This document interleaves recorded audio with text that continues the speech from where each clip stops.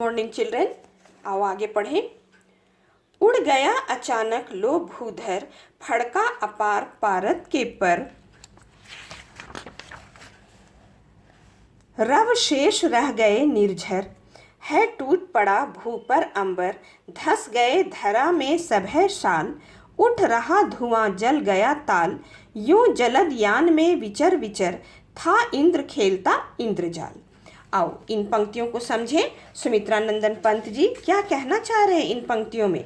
तो बच्चों, सुमित्रा नंदन पंत जी इन पंक्तियों में कहना चाह रहे हैं कि पर्वतीय क्षेत्र के वर्षा के माध्यम से वे प्राकृतिक सौंदर्य का वर्णन कर रहे हैं।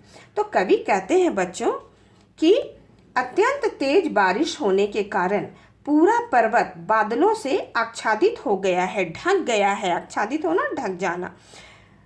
वे बादल पारे के समान स्वच्छ चमकीले पंख वाले प्रतीत होते हैं। उन्हें देखकर कवि को ऐसा लगता है बच्चों कि मानो पर्वत पंख लगाकर उड़ने को तैयार हो। उड़ गया अचानक, भूधर मतलब पर्वत, फड़का अपार पारद के पर मतलब पंख, पारद मतलब पारा। जैसे थर्मामीटर वगैरह में तुम देखते हो पारा एकदम स्वच्छ धवल साफ होता है, तो वैसे ही कह रहे हैं कि बादल पूरे आकाश में छाया हुआ है और वो पूरे पर्वत को ढक लिया है। और पर्वत को अब देखकर ऐसा लगता है कि वो सफ़ेद रंग के पंख लगाकर आकाश में उड़ने को तैयार है। आगे देखते हैं कवि क्या कहते हैं। रव शेष रह गए निर्झर, रव शेष मतलब सिर्फ आवाज बच गया है। किसका? निर्झर का, झरना का। जब पर्वत ढक गए बच्चों तो झरना अब दिखाई नहीं दे रहा है, तो सिर्फ झरझर की आवाज कवि को सुनाई दे रही है। टूट पड़ा भू पर अंबर, टूट पड़ना, आक्रमण कर देना। भू मतलब धरती, अंबर मतलब आकाश। इसे समझो क्या कहते हैं कवि। तो कवि कहते हैं बच्चों कि अत्यंत तेज बारिश हो रही है। बादल है तो तेज बारिश होना स्वाभाविक है। तो कह रहे हैं कि अत्यंत तेज बारिश होने के कारण पूरा पर्वत बादलों से ढक गया है। वो तुमने देखा। अब आगे कवि कहते हैं कि पर्वत के ढक जाने से झरना विलीन सा हो गया है। झरना क्या हो गया है? विलुप्त हो गया है, तथा सिर्फ उसकी आवाज शेष रह गई है। रव शेष, आवाज शेष बच गई है। यहाँ बच्चों कवि आकाश से तेज रफ्तार से बरसने वाली वर्षा की बूंदों की तुलना बाणों से कर रहे हैं। ऐसा लगता है मानो अंबर से मतलब आकाश से बाणों की बरसात हो रही है तथा आकाश धरती पर टूट पड़ा हो। आकाश है, ऐसा लग रहा है कि आकाश धरती पर, भू पर आक्रमण कर दिया है। क्या चीज़ से?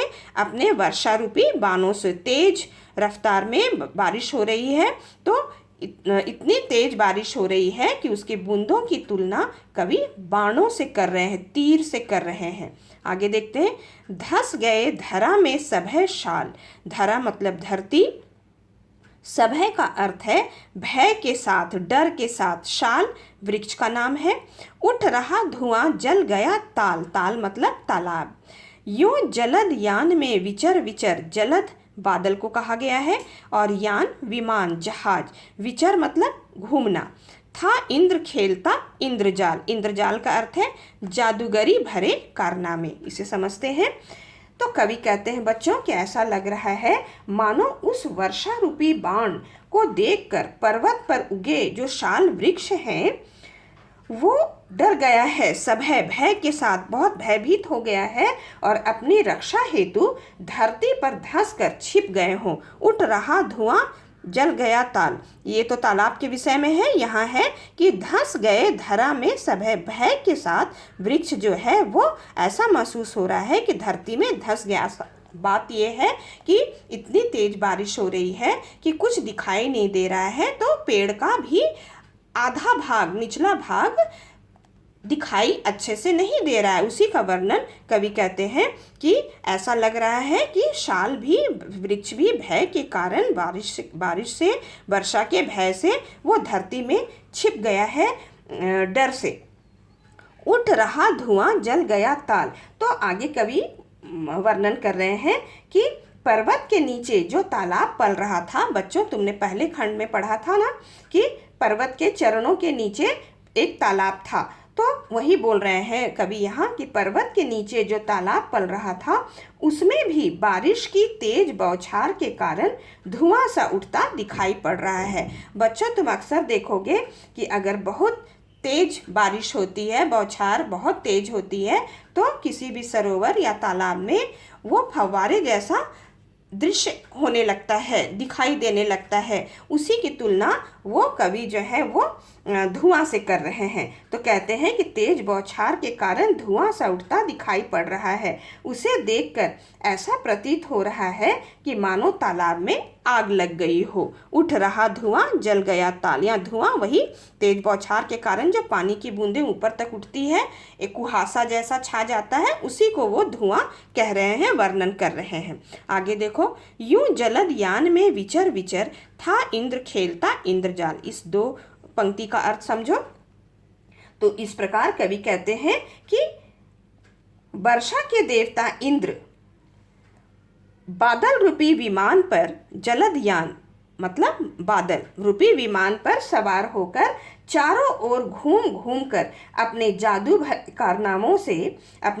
भरे कारनामों से संसार को अचंभित कर रहे हैं तथा खुद भी प्रसन्न हो रहे हैं, ऐसा महसूस हो रहा है। विचर विचर घूम रहे हैं।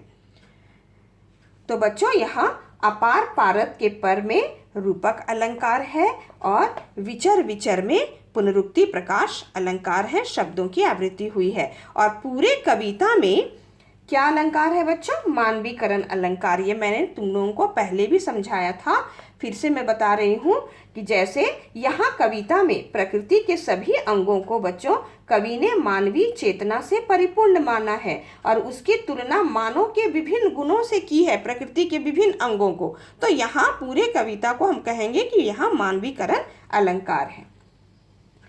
बच्चों, मेरे द्वारा दिए गए शब्दार्थ, भावार्थ एवं कठिन प्रश्नों के उत्तरों को मैंने PDF फाइल में तुम लोगों को बना दिया है, को अपनी स्पर्श की कॉपी में साफ, सुंदर एवं स्पष्ट रूप से लिखकर याद कर लेना।